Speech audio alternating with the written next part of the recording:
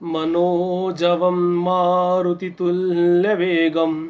जितेन्द्रियं बुद्धिमतां वरिष्ठं वातात्मजं वानरयूथमुख्यं श्रीरामदूतं शरणं प्रपद्ये। श्रीरामदूतं शरणं प्रपद्ये। जय श्री राम दोस्तों। पिछली वीडियो में हमने पढ़ा था ज्योतिष में काल की गणना के बारे में।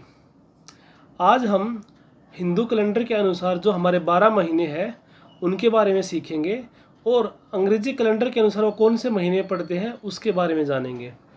लेकिन उससे पहले मैं आपको कुछ मूलभूत जानकारी, कुछ बेसिक जानकारी बता देना चाहता हूँ। जो हिंदू कैलेंडर के अकॉर्डिंग जो महीने हैं उनका जो संचालन होता है वो चांद की गति, चंद्रमा की गति से होता है, जबकि जो अंग्रेजी जो महीने हम बोलते हैं उसका जो संचालन होता है वो सूर्य की गति के अनुसार होता है। ज्योतिष शास्त्रों में जो एक वर्ष है उसकी जो गणना है वो कई पैमानों पे कई तरीके से की गई है। एक बार हम सूर्य को आधार मानकर उसकी गणना करते हैं, एक बार हम चंद्रमा को आधार मानकर उसकी गणना करते हैं, और भी कई आधार है, लेकिन मुख्यतः हमारे ये दो ही काम के हैं। तो जैसे अंग्रेजी कैलेंडर के अनुसार जो एक साल होता है वो 365 दिन और 6 घंटे का होता है, ठीक है। तो ये वैदिक के अनुसार भी, जो हमारा हिंदू धर्म के अनुसार भी, जो एक सौर वर्ष सूर्य के अनुसार जो वर्ष होता है वो इतना ही होता है। लेकिन जो हमारे आम व्यवहार में हिंदू कैलेंडर में जो महीने आते हैं, जो वर्ष आता है, वो संचालित होता है चंद्रमा से, चंद्रमा की गति से, ठीक है। तो जब चंद्रमा जो है वो उसकी गति और उसके द्वारा तय की गई दूरियां, उनसे ये निर्धारित होता है कि कौन सा महीना चलेगा, कौन सी तिथि चलेगी। उसको हम धीरे धीरे आगे जानेंगे। इस वीडियो के बाद, एक दो वीडियो के बाद, मैं आपके सामने एक पंचांग की सीरीज लेके आऊँगा जिसमें मैं पंचांग की आपको 5 चीज़ें बताऊँगा, वो भी विस्तार पूर्वक। तो जो ये हमारे हिंदी महीने हैं चैत्र वैशाख ज्येष्ठ आषाढ़, ये क्या है, ये चंद्रमा की गति के अनुसार है। तो आइए हम इनको धीरे धीरे पढ़ते हैं, फिर मैं 2-4 खास बातें इनकी और बताऊँगा। सबसे पहले जो हमारा महीना है वो है चैत्र का महीना। सबसे पहला महीना क्या है, चैत्र का महीना। ये क्या है, मार्च अप्रैल से स्टार्ट हो जाता है, मार्च से स्टार्ट हो जाता है, अप्रैल तक चलता है। ऐसे ही फिर वैशाख है, ये अप्रैल में, ज्येष्ठ मई जून, आषाढ़ जून जुलाई, श्रावण जुलाई अगस्त, भाद्रपद अगस्त सितंबर, आश्विन सितंबर अक्टूबर, कार्तिक अक्टूबर नवंबर, अग्रहायण, इसको हम अगहन भी बोलते हैं और मार्गशीर्ष भी बोलते हैं, ये नवंबर दिसंबर तक चलता है। फिर आता पोष दिसंबर जनवरी, माघ जनवरी फरवरी, और फाल्गुन फरवरी और मार्च। अब देखिए एक जो खास बात है वो क्या है, जितने भी ये महीने हैं 12 के 12, इनका जो नाम पड़ा है वो हमारा जो 27 नक्षत्र है जिसके बारे में हम आगे जानेंगे। जो पंचांग शब्द है ना वो 5 चीज़ों से बना है। पंचांग का मतलब क्या, 5 अंग जिसके होते हैं। पहला तिथि, वार, नक्षत्र, योग और करण। तो उसमें जब नक्षत्र हम पढ़ेंगे तो मैं डिटेल में आपको नक्षत्रों के बारे में बताऊंगा, उनका नाम बताऊंगा, उनका स्वामी बताऊंगा, सब कुछ जो नक्षत्रों के बारे में एक बेसिक जानकारी वो बताऊंगा आपको। तो जो चैत्र मास है ये क्या है, चित्रा नक्षत्र से इसका नाम लिया गया है, वैशाख विशाखा नक्षत्र से,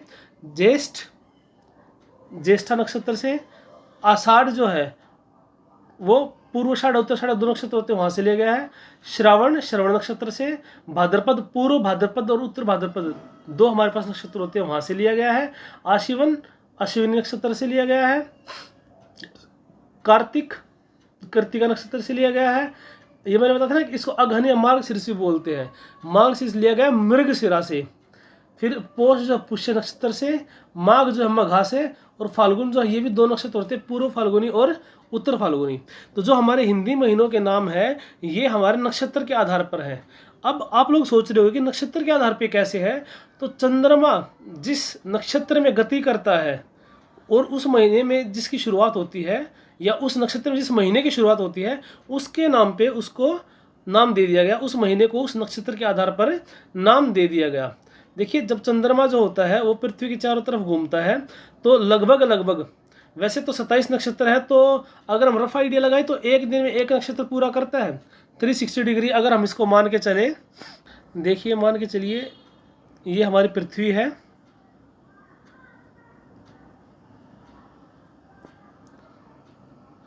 और ये हमारा चंद्रमा है। तो जो चंद्रमा है वो क्या करेगा, पृथ्वी के चारों तरफ घूमेगा।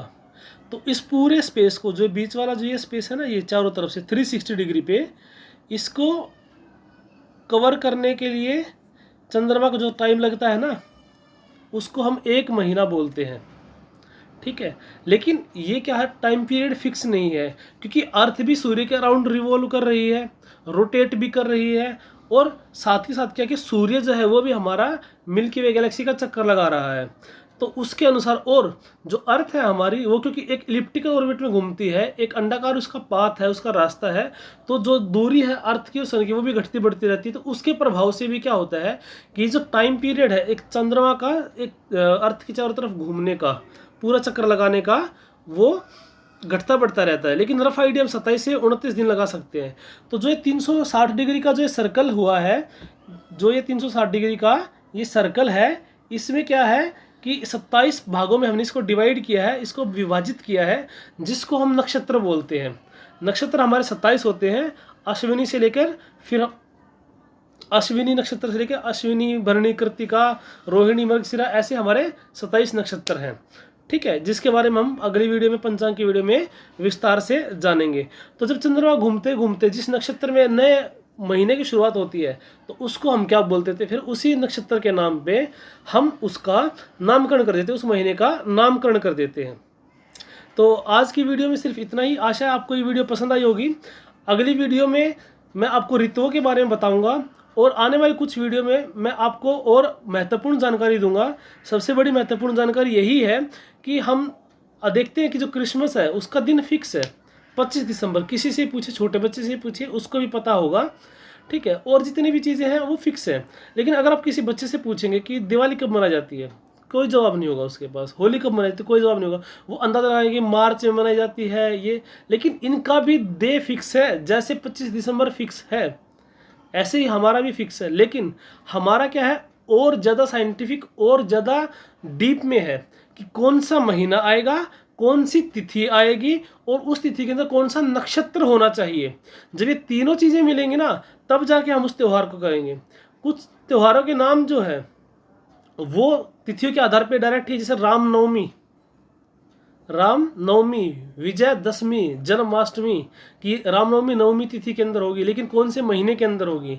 ठीक है, विजयदशमी होगी 10वीं तिथि के अंदर होगी, लेकिन कौन से महीने के अंदर होगी। ठीक है, कृष्ण जन्माष्टमी 8वीं तिथि के अंदर होगी, लेकिन कौन से महीने के अंदर होगी, कौन सा नक्षत्र होना चाहिए।